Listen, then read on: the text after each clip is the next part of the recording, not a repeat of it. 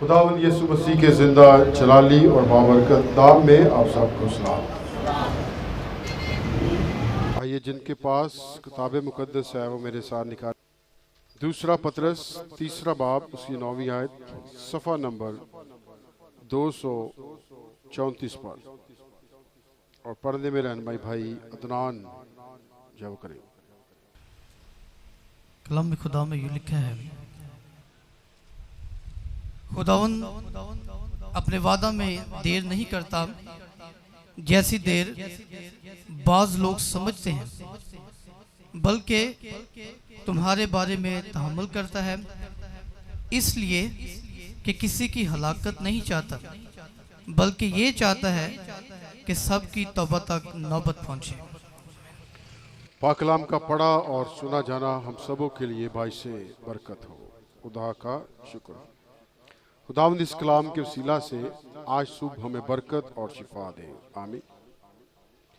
मुस्लिम में मेरे अजीजों, आज सुबह पाक कलाम में से हम इस बात के तल्लक से जानेंगे कि वो कौन सी बातें हैं या बात है जो इंसान को या इंसानों को तौबा की तरफ लाती है या माइल जो है वो करती है, कि जिसकी वजह से हम खुदा की तरफ क्या हो जाते हैं, अट्रैक्ट हो जाते हैं, खींचे जो है वो जाते हैं। वो कौन सी बात है जो इंसानों को तौबा की तरफ क्या करती है, माइल करती है। कभी सोचा आपने कि अगर मैं खुदा की तरफ खींचा गया हूं तो किस चीज ने मुझे खींचा है, या किस वजह से मैं खुदा की तरफ आ गया हूं। तो इन्हीं बातों पर हम गौर करेंगे। पिछले संडे हमने इस बात पर गौर किया था कि तौबा जो है वो किसने करनी है या किन्हों ने करनी है। तो 3 कैटेगरियां बयान की गई थी कि जिन्होंने क्या करनी है, तौबा करनी है। किसी को याद है वो 3 बातें कौन कौन सी थी? नहीं याद। बरगश्ता लोग जो फिर जाते हैं खुदा की तालीम से, उनके लिए फिर एक चांस है कि वो वापस आए, और वापस आने के लिए उन्हें क्या करना पड़ेगी, तौबा।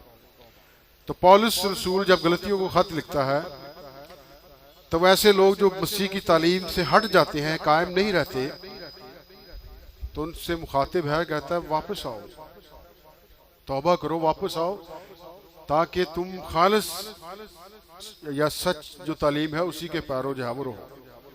और मुकाशफा की किताब में भी इसका जिक्र है। दूसरा बाब जब हम पढ़ते हैं तो वहाँ भी खुदावंद खुदा एक लफ्ज़ है नकीलियों की तालीम से, याद है, पढ़ा है वो ने। तो ऐसी तालीमें आ जाती हैं, बिदात आ जाती हैं, ऐसी बातें आ जाती हैं जो हमें गुमराह कर सकती हैं, जो हमें राह हक से हटा सकती हैं। तो ऐसे लोगों को फिर वापस लाने के लिए राह हक पर, रास्ते पर तौबा करना उनका बहुत ही क्या है, जरूर। बरगश्ता लोगों ने क्या करनी है, तौबा करनी है। फिर गुनाहगारों ने क्या करनी है, तौबा करनी है। जहाँ यीशु ने कहा मैं रास्तबाजों को नहीं बल्कि गुनाहगारों को बुलाने आया। तो गुनाहगार लोग कौन है?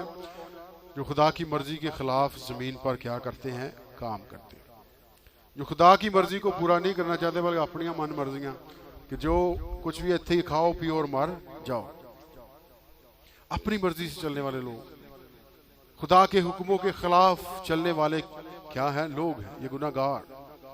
तो गुनाहगारों को क्या करनी है, तौबा करनी।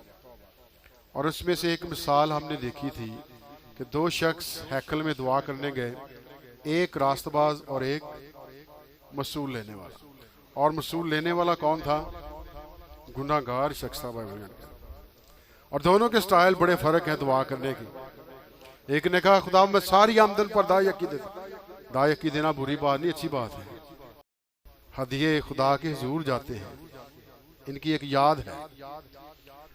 मैं दुआ करने वाला शख्स, मैं रोजे रखने वाला क्या हूं, शख्स। और गुनाहगार ने कैसे दुआ की है, उसका स्टाइल कैसा है? वो ना तो दाई यकीन दी, ना कभी चंदे देते। तो लिखा वो छाती पीट पीट कर उसने दुआ की कि मैं गुनाहगार हूं, बस मेरे उत्ते खुदा में रहम ही हो जाए तेरा, यही बहुत है। तो वो कौन था? मसूल लेने वाला शख्स था। और मसूल लेने वालों से कौन नफरत रखते थे? फकी, फरीसी, अहले यहूद, इन लोगों से बड़ी क्या रखते थे? नफरत रखते थे, क्योंकि ये ना हक पैसा लेते, गवर्नमेंट के लिए क्या करते थे? काम करते थे, टैक्स ले। और इनसे ये जो यहूद है, अहले यहूद के लोग हैं, इनसे बड़ी क्या करते थे? नफरत कर। दूसरी लफ्जों में रद्द किए हुए क्या थे? लोग थे। तो यीशु मसीह इन्हीं को बुलाने के लिए जमीन पर आया। यूहन्ना ने जब बपतिस्मा दे रहा था तो पहले कौन आए हैं यूहन्ना के पास? क्यों जी, कौन आए? यही मसूल लेने वाले आए हैं। उन्होंने बड़े साफ लफ्ज़ में, उस्ताद हम क्या करें, बच जाइए से। तो उस्ताद ने क्या तालीम दी है? भी जिन्ना की टैक्स लेना है उन्ना ही लवो, ना हक किसी से। कितनी वधिया गल है जी। भी जो राइट है, शरह है टैक्स की, उसी के मुताबिक चलो बस। ना जायज या ना हक पैसा ना बटोरो। और आज लोग ना हक पैसा बनाने लगे हुए और हाथों को बाज भी नहीं करते कि मैं हलाल कमा रहा या हराम कमा रहा। हाथों को नहीं ना रोक रहे, चलन दे जिदा दे चल रहे। और लोग हाथों से काम कर रहे हैं, बदी बढ़ा रहे हैं। लेकिन इनको देखे, यूहन्ना कह रहा है ना हक ना लो, बाज आ जाओ। सिपाहियों को कब छाड़ दो, पैसा लेना बस कर जो, तुम रजते ही नहीं गए। ना हक किसी से। सिपाही होगा अपनी तनख्वाह से गुजारा करो, इसका मतलब तनख्वाह से इन्हों का गुजारा होंदा ही नहीं। जब तक रिश्वत ना लेना, जब तक जेबा इन्हों दी भरे जाए। आज भी थाने चले जाओ, बगैर कायदे तो गलबात नहीं सुनता। कि सुनता? पैसा दोगे तो गलबात चलनी, बंदा नहीं सुन। तो देखें, हम बात कर रहे हैं कि गुनाहगारों को तौबा करनी है। तो देखें कितने गुनाहगार लोग जो है वो खुदावंद यीशु मसीह के क्या हैं पास आए। यीशु मसीह ने खुद मत्ती को वसूल की चौकी से बोला, मेरे पीछे आ जाए। गुनाहगार ही था ना। यीशु मसीह ने ज़काई को पर बेईमान, ठगबाज, बहुत बड़ा शरारती, बहुत बड़ा। आज भी लोग कद के छोटे हो सकते हैं, लेकिन बेईमान नहीं जाती। कद के छोटे हो सकते, शरारता नहीं उन्हें जाती। तो ज़काई भी उन्हीं कैटेगरी का था। तो ज़काई को भी यीशु मसीह ने क्या किया है? जाओ दी। तो देखें, गुनाहगारों को तौबा करने की क्या है? तो ये मसूल लेने वाले बहुत चंगे हैं। मत्ती की इंजील में हवाला है, यीशु मसीह खुद इनकी बड़ी तारीफ करते हैं। हालांकि रास्तबाजों की तारीफ होनी चाहिए थी, जो चंगे काम कर दे, हदिये दे रहे, चंदे दे रहे, दायकियां दे रहे, हैकल नूं भर छड्डिया उन्होंने, है जी। लेकिन तारीफ किनकी हो रही है? किनकी हो रही है? लेकिन इनको अजर मिलेगा। ये रास्तबाजी के काम करते रहेंगे, इनको अजर मिलेगा। लेकिन मत्ती की इंजील में यीशु मसीह तारीफ करें, रास्तबाजों, फकीयों, फरीसियों, इस जमाने के गुनाहगार लोग, कसमियां मसूल लेने वाले, ये तुमसे पहले खुदा की बादशाही में क्या हो गए? हालेलुया। क्योंकि उन्होंने कबूल कर लिया यीशु मसीह की बात। तो फकी फरीसी आज भी यीशु मसीह की बातों को कबूल करने के लिए क्या नहीं है? तैयार नहीं है। मत्ती की इंजील में लिखा है कि उन्होंने अपनी बातों से यीशु मसीह की रास्तबाजी को क्या कर दिया? बातिल कर। ये नहीं होना, असी नहीं मनना इस तालीम में। उन्होंने अपनी बातों से यीशु मसीह की तालीम को क्या कर दिया? बातिल कर दिया। यीशु मसीह ने खुद उनसे पूछा, अगर तुम मुझे मेरे सवाल का जवाब दे दोगे तो मैं भी अपने सवाल का तुहानू जवाब दे दियांगा। दसो मैनू यूहन्ना दा बपतिस्मा कित्थों सी? या किहदे कहण ते मनादी गल है? दिता जवाब? कोई जवाब नहीं। क्योंकि वो कबूल करने के लिए तैयार नहीं थे यूहन्ना के बपतिस्मे को कि ये आसमान की तरफ से था, खुदा ने भेजा था यूहन्ना। और उन्होंने उसका यकीन ना किया, इसलिए कि उन्होंने यीशु मसीह की बातों को क्या किया था? बातिल कर दिया। ये झूठियां गल्लां करदा है और सच्ची गल तो उत्थों ही जिथों पहला चली है। लेकिन यीशु मसीह को कबूल करने वाले लोग कौन थे? वो कहते झूठा नहीं है, ये जो कहता है सच कहता है। वो कौन थे? गुनाहगार थे। तो देखिए, यीशु मसीह गुनाहगारों को तौबा के लिए अपने पास बुलाता है। और पहले नंबर पर बरगश्ता लोगों ने तौबा करनी है, दूसरे नंबर पर गुनाहगारों ने क्या करनी है? तौबा करनी। हम में से कितने गुनाहगार हैं? सारे गुनाह। यीशु मसीह ने सवाल किया था, तुम में से पहला पत्थर वो इसको मारे जो जिसने गुनाह ना किया।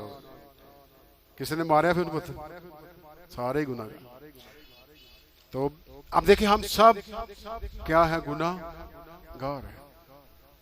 तो तौबा किन्होंने करनी है? फिर गुनाहगारा नहीं करनी है। और गुनाहगारों को बचाने के लिए कौन आया है? यीशु मसीह आए हैं। फिर तीसरी बात जिस पर हमने गौर किया था, शरीरों ने तौबा कर। एक गुनाहगार तो एक दर्जा उत्ते नहीं। गुनाहगार तो समझदा मैं गुनाहगार हाँ, लेकिन जेडे शरीर लोग ना ये एक दर्जा अगे है।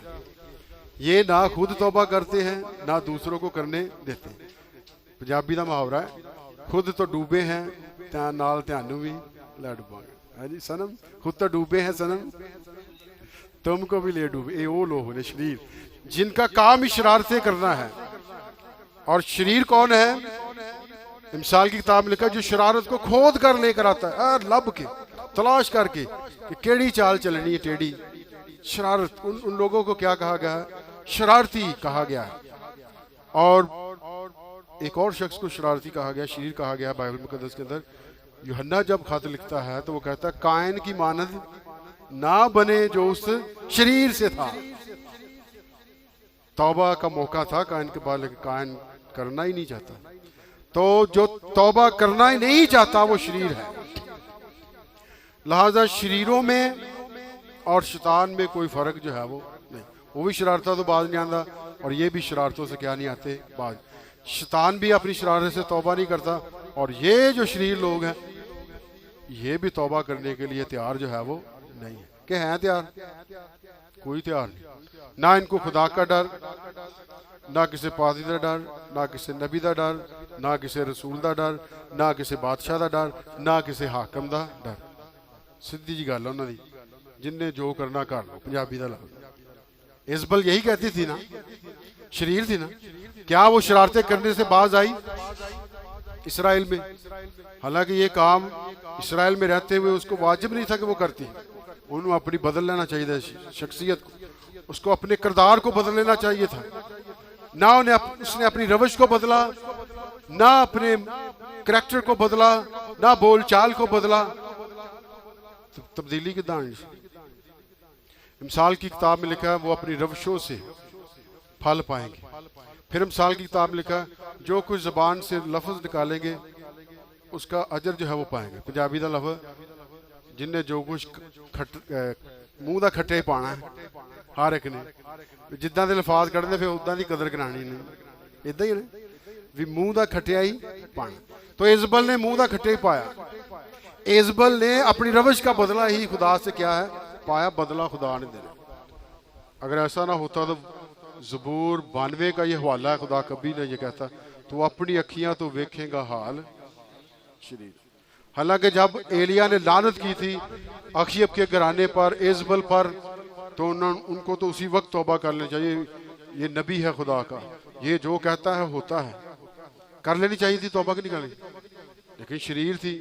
मुकाशफा में लिखा उसको मोहलत दी भी गई इजबल को, लेकिन वो तौबा करना ही नहीं।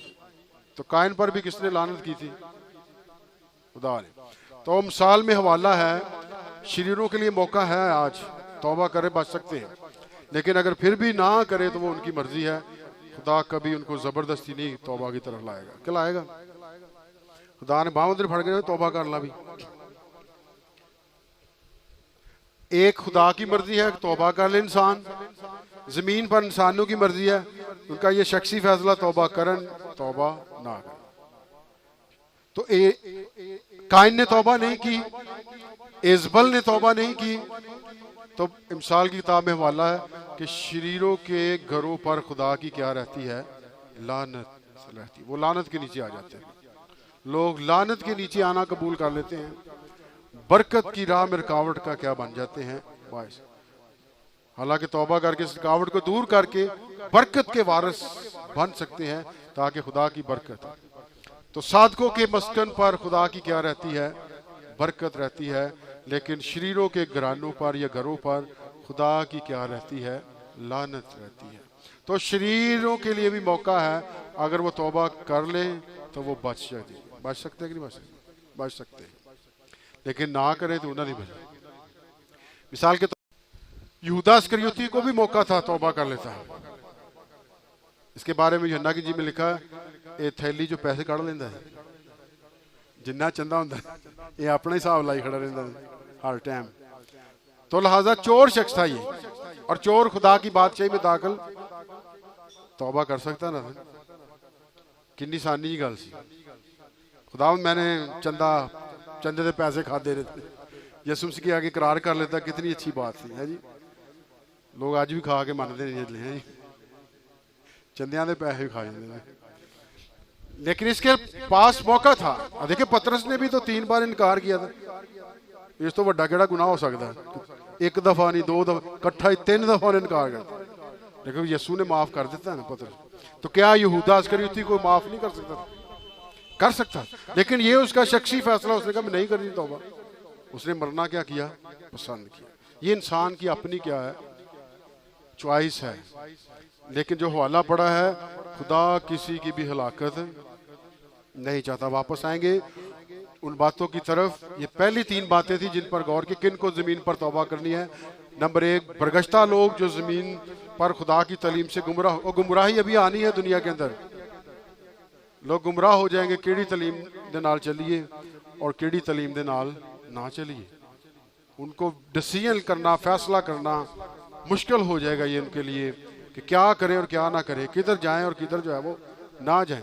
और एंड के ज़माना में, एंड ज़माना की एक निशानी है कि लोग गुमराह हो जाएंगे। बड़े बड़े बरगज़ीदा भी जो है वो राह से हट जाने का खतरा है। तो बरगश्ता लोगों को तौबा करनी है जो यीशु मसीह की तालीम से क्या है, हट जाते हैं। गुनाहगारों को क्या करनी है? तौबा करनी है ताकि वो निजात पा जाएं। और शरीर लोगों को क्या करनी है? तौबा करनी है ताकि नस्ली लानतें जो उन पर काम कर रही खत्म हो जाए। और इनका हाल इसी में है, कोई ना कोई उस फैमिली में से, उस खानदान में से कोई खुदा वाल आते जावे। क्यों जी? फिर ही वो लानत क्या होगी? खत्म होगी खानदानी। वरना लिखा बाप दादा गुनाह बाप दादा कर गए और उनकी सजा किनको मिलेगी? 3री 4थी पुश्त तक जाएगी। ये लानत है रब। लेकिन अगर कोई पुश्त इनकार कर दे, तौबा कर ले, रजू लाए खुदा की तरफ, तो बाइबल में लिखा उन पर रहमत हो जाएगी। हालेलुया। ये लानतें वहीं से खत्म हो जाएगी, ब्रेकआउट हो जाएंगी, और खुदा का शफकत वाला हाथ उन पर क्या होगा? बढ़ जाएगा। इसलिए पौलुस एक जेल के दरोगा को कहता है, यीशु मसीह पर ही मान ला, तू भी बच जाएगा तो तेरा घराना भी बच जाएगा। हालेलुया। और इसलिए आप जब कोई फैमिलियों में से, ऐसी फैमिलियों में से कोई एक शख्स भी, या और मर्द हो औरत हो, जब वो यीशु मसीह पर ईमान लाता है, यीशु मसीह को कबूल कर लेता है, तो उसके वसीले उसके घराने में क्या आ जाती है? निजात आ जाती है रास्ते में। तो ये 3 बातें थी। तो हम वापस आएंगे कि वो कौन सी बात है जो हमें तौबा की तरफ क्या करती है? माइल करती है, जिससे हम अट्रैक्ट हो जाते हैं, खींचे चले जाते हैं। यीशु मसीह ने कहा था, अगर मैं ऊंचे पर चढ़ाया जाऊंगा तो सब को अपनी तरफ खींच लो। यानी सलीब के अंदर कुदरत है कि जो लोगों को अपनी तरफ क्या करती है? खींच लेती है। इसलिए पौलुस कहता है, सलीब का पैगाम हम निजात पाने वालों के नजदीक तो खुदा की क्या है? कुदरत है, बख्शिश है, मेहरबानी है। और जो हलाक ही होना चाहते हैं उनके लिए ये बेवकूफ़ी की क्या है? उनके लिए ये बेवकूफ़ी की बात लगती है। लेकिन जो निजात पाना चाहते हैं उनके नज़दीक ये खुदा की कुदरत है कि इसके वसीला से हमारे क्या होते हैं? गुनाह माफ होते। एक वाला पढ़ेंगे, रोमियो 2 बाब और उसकी 4 आयत। ये खुदा की बड़ी मेहरबानी है कि उसने ऐसा इंतज़ाम किया, कौमें बच जाएं, उम्मतें बच जाएं, कबीले बच जाएं, और उसका इंतज़ाम खुदा ने खुद किया। रोमियो 2 बाब और उसकी 5वीं आयत पढ़े, 4 आयत पढ़े। या तो उसकी मेहरबानी और तहम्मुल और सब्र की दौलत को नाचीज़ जानता है और नहीं समझता कि खुदा की मेहरबानी तुझको तौबा की तरफ माइल करती है। खुदा की मेहरबानी तुझको तौबा की तरफ क्या करती है? माइल करती है। उसने कहा मैं ऊंचे पर चढ़ाया जाऊंगा तो सबको अपनी तरफ खींच लूंगा। तो खुदा ने दुनिया में बेटे को भेजा, यूहन्ना की इंजील 3 बाब 16 आयत में लिखा, ताकि जो कोई यीशु मसीह पर ईमान लाए वो हलाक ना हो बल्कि हमेशा की क्या पाए, जिंदगी पाए। ये खुदा की मेहरबानी। अगर ये मेहरबानी बेटे के वसीले खुदा ना करता तो हम बच ही नहीं सकते। तो आज भी देखें कौन सी चीज खींचती है अपनी तरफ, सलीब। जो खुदा की क्या मेहरबानी कि खुदा ने बर्रा भेजा ताकि दुनिया उसके वसीला से क्या हो, बचाई जाए। क्योंकि पतरस के खत में लिखा कि खुदा किसी की भी हलाकत नहीं चाहता। तो बचना कैसे है? हर एक ने शर्त क्या है? तौबा कर। तो तौबा कर लेनी चाहिए कि नहीं? तौबा करेंगे तो बचत है, वरना फिर हम बच भी जो है वो नहीं सकते। तो ये पहली बात है कि खुदा की मेहरबानी है जो हमें अपनी तरफ क्या करती है, खींच लेती है। इसकी मुशाबे एक मिसाल पुराने अहदनामा में है। जब खुदा बनी इसराइल से नाराज हुआ, जब वो गुनाह पर गुनाह कर रहे थे, तो खुदा ने उनमें जलाने वाले सांप भेज दिए, जहरीले सांप। गजब में आकर खुदा ने, तो सांपों ने जब इंसानों को डसना शुरू किया तो इंसान मरना क्या हो गए थे शुरू। तो फिर वो वापस आए मूसा के पास, साड़ी जान छुड़ा, हमारे खैमों से दूर चले जाएं। तो खुदा ने एक इंतजाम दिया था, एक बल्ली वाला सांप बना, एक पीतल वाला सांप बना और उसे ऊंचे पर लटका दे। और निशान ये है, जो इस सांप का डसा हुआ उस बल्ली वाले सांप को, पीतल वाले सांप को देख लेगा, जिसकी बाबा मूसा को खुदा ने कहा था इसको बना, और वो शख्स लिखा था उस सांप का डसा हुआ उस पीतल वाले सांप की तरफ देख ले, तो वो क्या हो जाता था, बच जाता। बच जाता सी कि बच जाता सी? इंज सी। तो जेड़ा कहने सांप ने डस लिया, देखना मैं कोई नहीं, वो बचता था या नहीं बचता था? वो कोई नहीं बचता। जहरीला सांप था।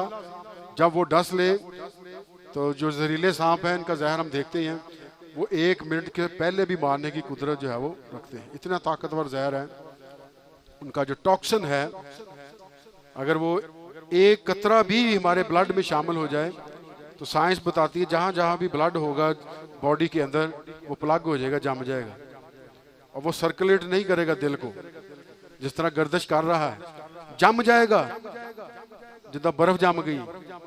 और पंप नहीं मिलेगा। जब खून दिल ने खींचना है और दिल को खून नहीं मिलना, तो फिर उस खून ना मिलने की सबब से उस शख्स की क्या हो जानी है, मृत्यु हो जानी, उसने मर जाना है। इसलिए उसको फौरन ट्रीटमेंट दिलाने के लिए हॉस्पिटल की तरफ ले जाना बहुत ही क्या है जरूरी, ताकि ऐसी कोई विषरोधी दवा दी जाए, ऐसी कोई एंटीबायोटिक दवा दी जाए जो उसके एंगेस्ट हो और वो नॉर्मल हो जाए, और खून उसके बॉडी के अंदर फिर से गर्दिश करना क्या कर दे, शुरू कर दे, वो बच जाएगा।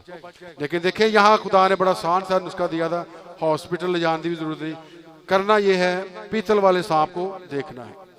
मेहरबानी सी ने भी खुदा दी, ना खुदा मेहरबानी करता तो सारे मार देने खुदा ने, मर जाने सी ना।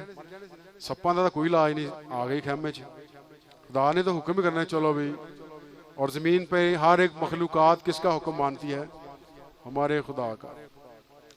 और जब तक कोरोना वायरस को खुदा हुक्म नहीं देगा फड़ लेनू, कोरोना वायरस ईमानदारों को पकड़ जो है वो नहीं सकता। तो जिस दिन खुदा ने कहता ना फड़ लेनू, तो उस दिन ही वायरस ने पाई जाने सन। वायरस है या नहीं है? क्यों जी? वायरस है ना, कि वो इजाब है नहीं। और कहना जिसको खुदा ने कहना पढ़ लेनू, मच्छर को भेजा गया ना फिर, और डेंगी वापस आ गया कि नहीं? मच्छर को हुक्म देता चल भाई, सुत्ते सानू तो नहीं पता केड़ा डेंगी वाला मच्छर। तो देखें, तौबा कर लेना और रुजू कर लेना, ये बहुत ही क्या है जरूरी। हम बच सकते, मुफ्त है, कोई पैसा तो नहीं देना पैना, कोई किसी ने पैसा तो नहीं देना, किसी ने कोई बकरा देना, कुछ नहीं। और ये मुफ्त क्या है, इंतजाम है। और ये खुदा की क्या है, मेहरबानी है। खुदा इतना मेहरबान है, मत्ती की इंजील में लिखा कि वो नरास्तों और रास्तबाजों दोनों पर सूरज चमकाता है। वो नेको और बदो दोनों पर क्या है, मेहरबान है। सूरज भी चमका देता है ना, ऐसा नहीं हो इधर गुनाहगार रहेंगे इधर सूरज नहीं चमकना। वो नेक और बदो दोनों पर ही मोहब्बत रखता है, उससे प्यार। तो ये खुदा की क्या है? मोहब्बत है। ये खुदा की क्या है? मेहरबानी है, जो हमें अट्रैक्ट करती है, जिसकी वजह से हम तौबा करके खुदा की तरफ क्या हो जाते हैं? माइल हो जाते हैं। मैं जब खुदा की तरफ माइल हुआ तो पंजाबी च कहने लगा, जब मैं भाइयों के चर्च जाना शुरू किया ना, पहले भी प्रस्तुत करते थे, वर्शिप करते थे, वो और थे। जब भाइयों ने चर्च जाके वर्शिप की थी, कलाम सुनया, तो वो उस चीज ने मुझको क्या किया? खींच लिया। हालेलुया। मैं बच गया और मैं इस तालीम का क्या हो गया? कायल हो गया। ये ठीक है। और उस रात वो सारी वर्शिप का एक सरूर या मसा अजीब ही खुदा का जो है वो जिंदगी के ऊपर जो है वो रहा। आपको भी किसी ना किसी चीज ने जरूर मुतासर जो है वो किया। कल एक भाई बता रहे थे, भाई जो बदरुआ काटते सारा चर्च ही डर जाता है। तो ये भी खुदा के नाम को क्या है? जलाल है कि जब आप खुदा के खादम हुक्म ही देते हैं तो वो खुदा के खादमों का ये चीज़ें क्या मानती हैं? कहा मान गो हमें आंखों से नजर नहीं आती। बदरू किसी ने देखी तो नहीं ना, किसी ने देखी, लेकिन जब वो आती हैं तो हम वो खुदा के बेटे यीशु का कहा क्या करती हैं? मानती हैं। तो खुदा की मेहरबानी है जो इंसानों को तौबा की तरफ क्या करती है? माइल। देखिए कितना आसान सा तरीका। इधरों सप डस लवे तो इधरों मूसा के सप नूं वेख, और उस सांप का असर उसी वक्त क्या हो जाता था? जायल हो जाता था। वो इंसान बच जाता था, उसको एक फिर चांस मिल जाता, फिर एक जीवन जो है उसको मिल जाता। आज भी हम जीवन पाना चाहते हैं ये नहीं, और ये कहाँ से मिलेगा? यीशु मसीह की सलीब के पास। एक और हवाला देखेंगे, यूहन्ना 6 बाब और उसकी 44 आयत। कोई मेरे पास नहीं आ सकता जब तक बाप जिसने मुझे भेजा है उसे खींच ना ले, और मैं उसे आखिरी दिन फिर जिंदा करूंगा। हालेलुया। ये हमारी होप है यीशु मसीह पर। कोई मेरे पास नहीं आ सकता जब तक बाप जिसने मुझे भेजा है उसे खींच ना ले। बाप खींच लेंदा है। खुदा जो है वो भेड़े बख्शता है, और यीशु मसीह कहा मेरी भेड़े मेरी आवाज। आज कितनी यीशु मसीह की भेड़े हैं? सारे ऐसी भेड़ हैं। कोई भेड़ू तो नहीं, भेड़ू टकरा मार देते हैं। भेड़ मासूम होती है, वो डिपेंड करती है खुदा पर, चरवाहे पर। तो भेडू ते बकरियां जिहड़ियां हुशियार होंदियां, ये छड़प्पे मार जांदियां टक टक टक, है जी। तो इसलिए भेड़ें कहा गया है। भेड़ें क्या करती हैं? मेरी आवाज सुनती हैं, और बकरियां को नहीं सुनती, वो अपनी मर्जी से। तो देखें ये चीज खुदा बाप जो है वो लोगों को अपनी तरफ क्या करता है? खींचता। भेजे जाते हैं लोग। और यीशु मसीह ने पतरस और यूहन्ना को खींच लिया जब वो जाल पकड़ रहे थे। यीशु मसीह ने और शागिर्दों को भी अपनी तरफ क्या कर लिया? खींच लिया।